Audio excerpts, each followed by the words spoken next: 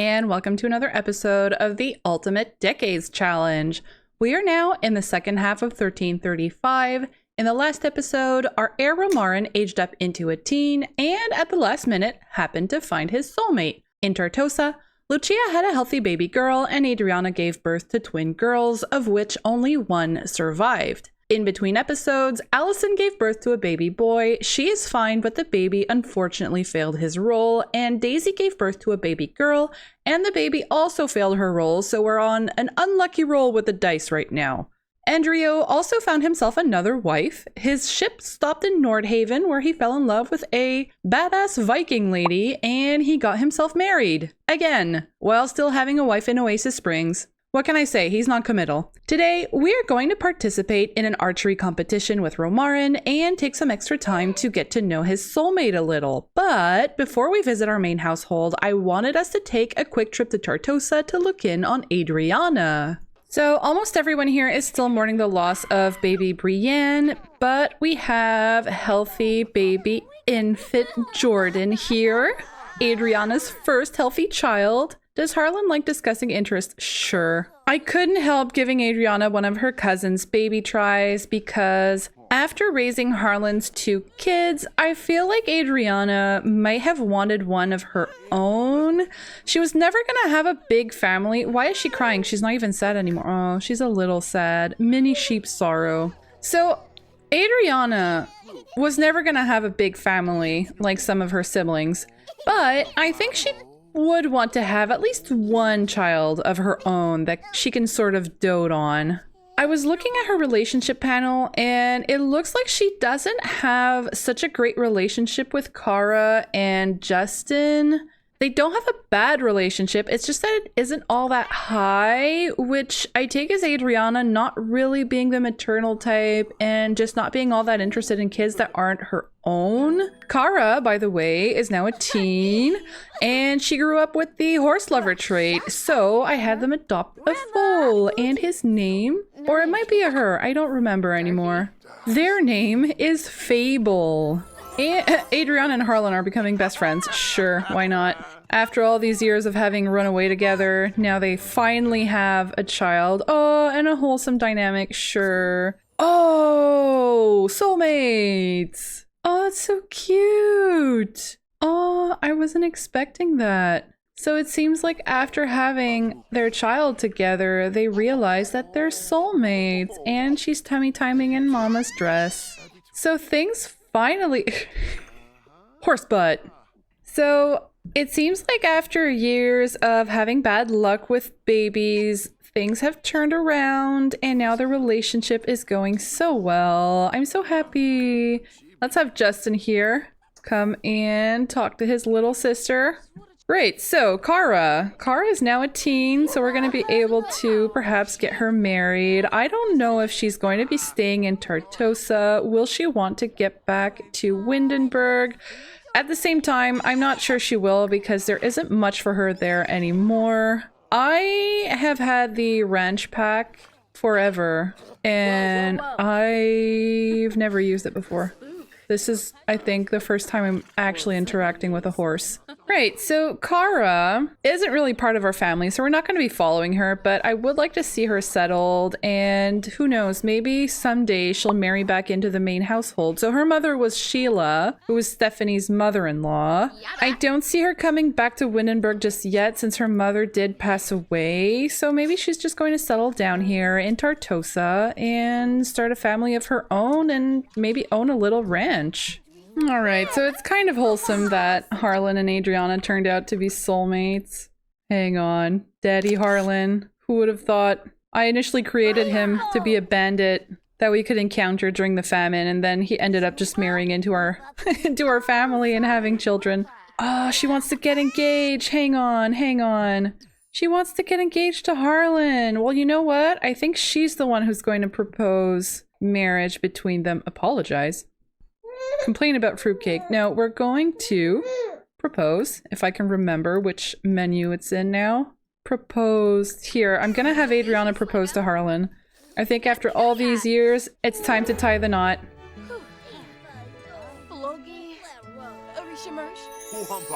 It would have been so weird if he would have said no. Aww. There we go. So these two are gonna get married. They still weren't married after all these years. I wasn't actually sure if Adrianna was going to get married to him or if she would end up somewhere. Oh, he's okay. All right, guys, you go and have fun. Bye now. I gave them all pretty shabby clothing. I figure they tell a joke about horse butts. Yeah, the horse had its butt through the wall. Hilarious. So yeah, so I figure that they probably aren't very rich here, and so I gave them pretty shabby clothing. What's wrong, Jordan? What's wrong? Jordan feels occasional warm affection. It sure does feel nice. If only it was more frequent. What? I've never seen that before. Okay, so these two are done, I think. Yeah, they're done. So, who knows if she might be pregnant again now. Oh well, if it happens, it happens. We'll have to steal another baby try from one of her cousins, I guess. Alright, so I'm gonna leave these guys here, and I'm gonna move on to our main household, where we're going to go and practice before our archery competition. Okay, so here we are with our main family. The farm seems to be going pretty well. I ended up giving another makeover to Edward. I felt like, I don't know, he wasn't gloomy looking enough. So I gave him, I just realized that this is sort of the same robe that Adrianna's daughter is wearing. Well, it doesn't matter.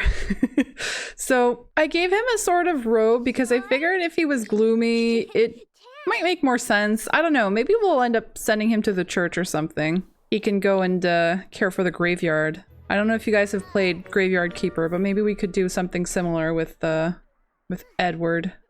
Oh, Romarin is here, hugging Fatima. Hey, wait, our grandma's here. Let's go say hello to Rosemary. I keep getting this water scooter exception alert. Does anybody else have this? I'm not sure what's, well, Nisa K. That's like a Wicked Whims thing. What's the water scooter have to do with anything? I don't know. And romantically reserved? That's so random. You're hugging your son. Why are no? Right, so I wanted to come speak to Grandma here. Talk about dreams. Why not? Romarin is going to go see his grandmother and talk a little about his plans for the future. So the reason I really wanted to come here is that I want Romarin to come and practice. And Khalil is sad because of the death of a friend. Oh yeah. So I think I'm going to also send Romarin to come and practice archery because he's probably going to want to one-up Romarin and also participate in the competition. Romarin, that's not starting very well. Aren't you? Yeah, maybe if you yell at the target, it'll go better. Oh, there we go. We're getting somewhere. I don't know if Romarin is hoping to impress all the ladies. Maybe his soulmate? We need to talk about his soulmate, by the way. So, Therese. Therese here is actually the sister of Zane's wife, Emily. She is the stepdaughter of Frederick Jr. So, wait, maybe I can show you guys on the family tree here. So, Brayden's twin brother, Frederick Jr. He is married to Adelaide Delorme, who is now Barrow, but she previously was married and had 3 children, the eldest of which is Emily. After that, there's Richard, and then there's Therese. So Adelaide's first husband is actually Miles from Sleepy Time Sims. I had used him to add his genetics into my game, and so the result is these 3 children, including Therese, who is now Romarin's soulmate. So, ooh, Gabriella just gave birth to a baby girl. Okay, we're going to roll first because I don't want to waste a good name. And we have a new die. So we're going to see if we might be more lucky and get less doubles with this one. We're going to roll for Gabriella first. She just needs to avoid a 1. And good thing we're not following Plum Bob's rules because then she would have died, but she's fine. Rolling for baby girl.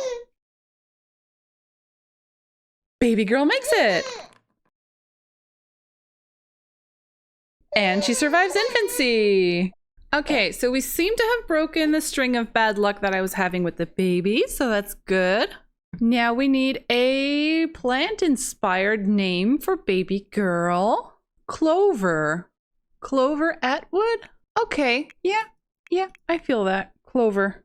Great. Oh no, twin girls. Oh, okay. Let's bring the dice back. Okay, rolling for Gabriella again. She's fine. Rolling for second baby girl. She's fine. Another 19? Rolling for infancy. Okay, so she doesn't survive infancy though. Okay, well, we do have one baby, so that's fine, and Gabriella's fine, so I'll take it. I'll take it. We're gonna be losing baby girl number 2, but I still want to stay with the plant name, so we might call her Holly? Sure. Let's call her Holly. Maybe Clover someday is going to have a baby girl and she can name her Holly after her twin sister who didn't make it. Okay, if it was going to be triplets, I would have lost it. Okay, now back to where we were. So I don't know if we'd like to raise as a potential soulmate. We're going to see a bit more of her later. I'm going to invite her over when we go to the competition, but I know the church had pretty strict rules about who could marry whom, and if we end up not liking her, we could always say that it's because of the family relationship between another baby. Oh, Freja. Freja is Andreo's Viking wife. So, okay, we're gonna have to find her a Viking name. Astrid, is that too classic? Oh, Helga. I like Helga. I forgot to roll. Okay, hang on. We're gonna have to pause. We're gonna have to bring up the dice again. So, rolling for Mama. Mama makes it. Rolling for baby. Viking baby makes it. Rolling for infancy. And she's fine. Okay, so we've got a little Viking baby over in Nordhaven. Congratulations, Endrio.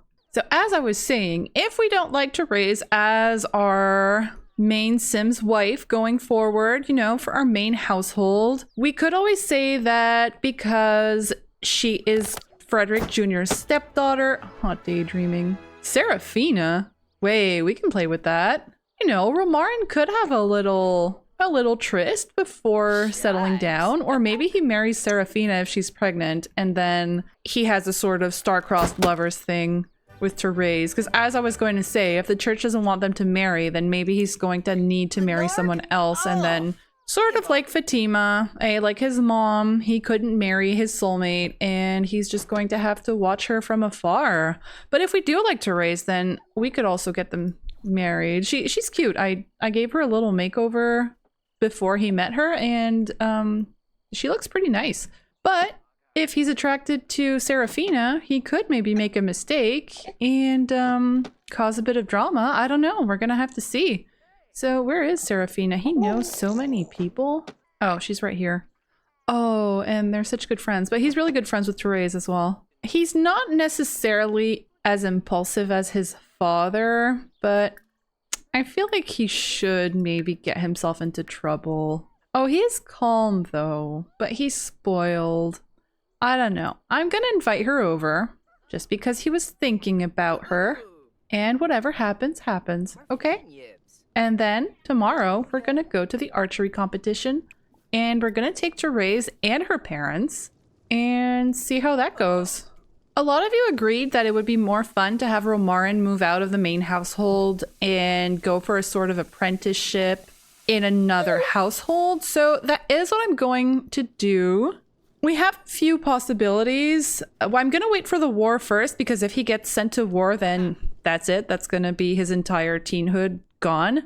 But if he doesn't get sent to war, then maybe he could go and apprentice either as a blacksmith with Stephanie, or it might make more sense to send him to the Pesquet Inn, where he could sort of specialize in brewing, because his father already supplies nectar to the castle, so maybe he could go and learn how to make mead or make his nectar even better. That would give us a chance to play a small business while we're there. Brayden? Brayden? What the actual are you doing? Excuse me? What? You're not even flirty. Have you gone insane? Do sit-ups. Yeah. I'd rather you go and do sit-ups than flirt with... Oh, she's flirting back. Should I stop them? Should I get him out of there? He's gonna get himself in trouble. Have first kiss... Nosy?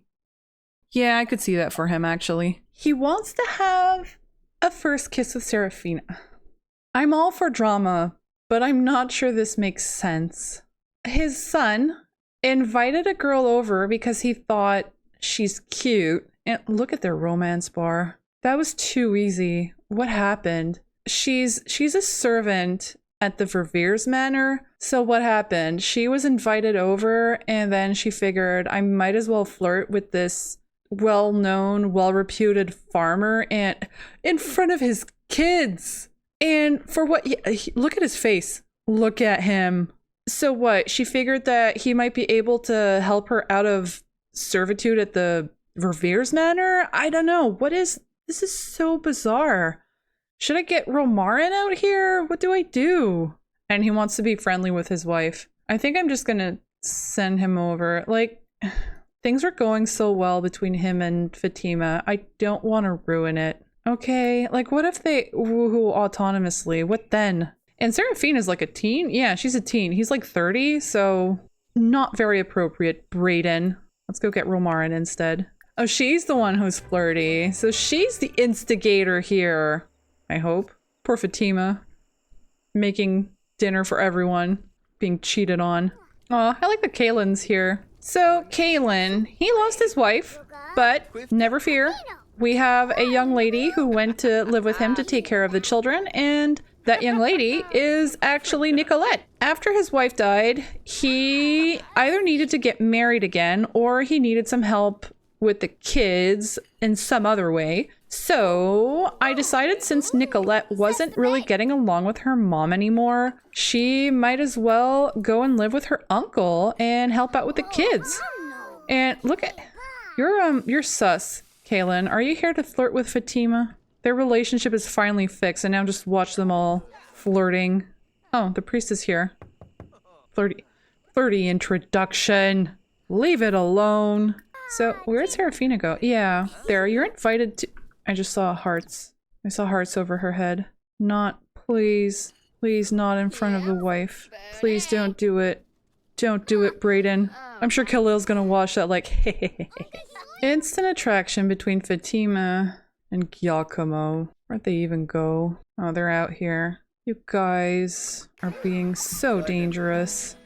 I hate it. Okay, we're gonna have Romarin. Oh, Romarin's very flirty. Okay, what can he do to try and impress Serafina? Discuss archery. There, he's gonna go and tell her about the competition tomorrow. Why did Fatima just learn that he's single? Oh man. There, he's gonna tell her about the competition and maybe she should come and check it out. You know, compliment appearance. Is his dad gonna... I didn't even have to click on it. He did it autonomously. Go, Romarin, go. Oh, now Brayden's angry. Okay, yeah, you're angry, Brayden. Come on, go and clean your nectar maker now. There, maybe he's upset because, be jealous. The young little servant girl was flirting with him earlier and he's like, now you're flirting with my son? My son can do better than a servant girl. I wasn't even interested in you anyways. Aww. Oh man. Romarin, you look so sinister. Awkward encounter. Yeah, you bet. Your mom just walked in too. So I don't think that Brayden would really agree with him getting married to Serafina unless she was, of course, compromised. But I think Brayden would be aiming higher for Romarin. So I think even Therese wouldn't be good enough in Brayden's eyes. So we're gonna go to the competition tomorrow and we'll see if we might actually meet someone else as well. Maybe Brayden is going to notice someone and he's going to pressure Romarin to get married to someone else who's neither Serafina or Therese. We'll see. We'll see what happens. Okay, so it's getting pretty late. I'm gonna send everyone to bed and then in the morning, we're going to go and compete. Edward doing his homework back there. You don't even know how to read, little guy. We could maybe... Oh, see? The priest is here, though. Let's go and send Edward to get to know the priest. I don't know where he is. Oh, he's out here talking to Khalil. Yeah. Maybe he heard of Khalil's evil tendencies and he's here to try and get him to see the light or something. So the priest is good and Khalil is evil, but somehow the two of them are still getting along. Here, let's have Edward come and introduce himself, and maybe we'll want to send Edward to study with the priest eventually. Since when do they sit down like that? Okay. Brayden here to discuss it as well. You know, are you interested in taking any children to study at the temple or monastery? I don't really want to be too strict on which religion they're following. It would be the Watcher, I guess. So yeah, let's see if they get along well. If they do, maybe Brayden's going to trust him to teach him. We could have the first Barrow who knows how to read. Oh, and during the night, Esther gave birth to a baby girl. Okay, let's bring up the die. We're gonna roll. Rolling for Esther first. Okay, we're at 3 19s. I'm not sure this dice roller is much better than the Google one after all. Rolling for baby. Takes forever to roll as well. Baby makes it. Does she survive infancy? She survives infancy! We've got a baby girl for Esther! Amazing, let's find her a name. So one name that I've got on my list is Clarity. It says she named the first one Precious. I kind of want to stick to names that mean something. It could also be Temperance. Alright, we're gonna go with Clarity. I just feel like it's Esther. Oh my gosh, she gave birth to twins. Oh, really? I mean, that's great. She's only got 2 baby tries, so that's great. It's just, it's always such a risk. Okay, rolling for Esther again. Esther's fine. Rolling for baby boy. Please make it. Please make it. Yes, baby boy made it. Rolling for infancy. Come on, you've only got 3 numbers. You need to... Baby boy made it through infancy. All right, we're on a roll. We've got all these babies being born. They're all surviving. Well, except 1, but it's okay. It's okay. 1 out of like, what, 5 so far? Okay, let's find a name for baby boy now. I don't hate the name Roland, actually. Yeah, okay, it's gonna be Roland. Man, so many births today. I have to go and write them down. I'm gonna forget all of them. I'm actually really excited that Esther has 2 living children with Bodwin. That's gonna be fun. I was so worried after her first one didn't make it that Esther would end up not being able to have any more children, but things actually turned out not too bad. The other one I'm starting to get worried about now, though, is Alexander, because Alexander actually only has 2 baby tries left. So if those 2 aren't boys, and if they don't make it, then I don't know what's going to happen to the jail plot line there. Alexander might end up just being an employee for the rest of his life, and his kids aren't going to have anything to inherit, because things might actually go to Gregoria if she has a boy and they don't. Or we could do a plot where perhaps we're going to have to pass off one of his daughters as a boy and get everybody into the plot just to make sure that the jail doesn't go to some other family line that they don't know. So Gregoria might actually end up being on board if she doesn't have a boy either. Maybe they're all going to be in on it together. I don't know. Exciting times. And I just realized that Romarin is fixing this autonomously. So spoiled little Romarin is actually being helpful. So that's nice. And he wants to cheer someone up, and he wants to chat with someone who's not in the main household. So that's cute. He seems to be sort of a social... Well, he is likable, so he's a little more social than Brayden was. I think Brayden may have only been into socializing to advance his social standing, and Romarin might actually be a bit nicer, and he might actually want to genuinely be friends with people and have good relationships. And oh no. Okay, it's 6 a.m. I'm gonna send everybody out into the fields to work, and then we're gonna go to the competition. I sent everybody... Look at Khalil. He looks so happy to go out and work in the field. So I sent everybody to work except Romarin. Romarin's here practicing his archery. which I think is probably what Brayden would want anyways. I don't know what contemplate does. Well, he's contemplating, daydreaming about being the best archer in the kingdom. With the war coming soon, maybe the Lord is indirectly looking to find some archers for his army or something. Unfortunately, Fatima was not able to cope with grief in the most productive ways, resulting in a personality change, going from creative to snob. Okay, I'm not sure what grief we're talking about, but I could see Fatima becoming a snob, seeing as her son is spoiled and her husband is a bit of an ambitious social climber. I mean, so many Sims and children have died. I don't know who she's sad about anymore. Alright, so they're almost done all their chores, and why are they constantly dirty and unhappy? So we're almost done all of our chores. So we are gonna head on over to the tournament grounds to have our archery competition. Alright, so we have made it to the archery competition. This here is a lot that I created just for this competition.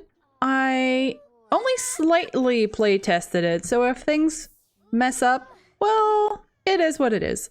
And, oh great, Chores is attracted to Brayden. I mean, I guess he's the father of her soulmate, so it makes sense that she would find him attractive, but I feel like the game is just trying to get us in trouble today. Alright, so I invited so many Sims to spectate. Okay, they're all on the way. They're all slowly arriving. And okay, so here we go. We've got Therese's parents right here. So this is Adelaide and of course our brother Frederick Jr. He's not her birth father. He's her stepfather, of course. And so I might as well get Fatima to speak to both of them. Share photos? Yeah, sure, whatever. And why is it all flirtatious? I just want them to talk a little bit.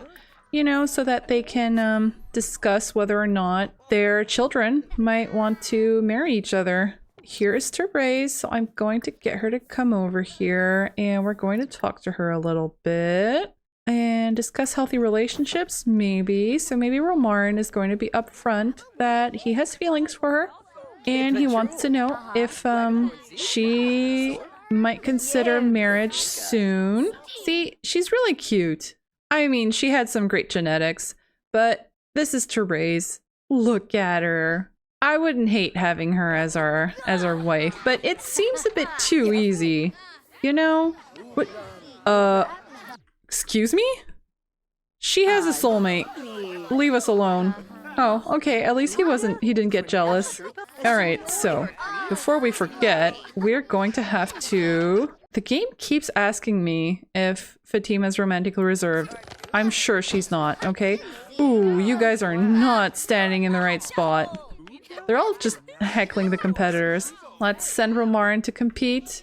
And hello. Who's this guy? Oh yeah, Warren. He's the sim that I created. He was actually supposed to be a candidate for Allison, and she was unattracted to him. So he's now living his life in the background. I did pause aging for him so that he would be available for maybe some of our other teens once they start aging up. And how was that? Oh, I missed it. Okay, well, he competed. I don't know how that went. Discuss competition, wish competitors luck. Okay, so, well, he already competed, but maybe Fatima can go and smooth apology. Ask about parents. How does one wish luck? Wish good luck. There we go. Fatima's gonna go and wish him good luck even if he competed already. So I love how everybody's just sort of standing outside when they have all this seating up there that they could go and where they could go sit and chat, but it's fine. It's fine. So this is a lot that I made myself, and up here we've got, like, for the upper class, a little buffet table and some benches, and then down here we've got more buffet tables. We've got some wine and everything for all of our spectators. And then at the bottom over here, we've got a small bathroom. We've got like a training area, if you will, with the shower and massage chair attendant. Right, I put a massage chair here because I figured, you know, before jousting, maybe the knights would go and get a massage, but the attendant is in the wrong uniform, and right now and right now it's just these random sims who are getting massages. And anyway, so this here is meant to be like a little room where the knights go and get prepared and get into their armor and such. And then over here, we've got like a little resting area for the competitors, some place where they can also do sword fighting. And we've got a spot for the horses. And of course, well, we don't actually have joust. If I could make like one wish for a mod, it would probably be jousting. I need jousting. Oh, the results are in. Warren Oakstead. Where is he? Frederick? Somebody stole your outfit. So I can't find Warren anymore. I don't know where he went. Hey, Lucan is here with the Lord.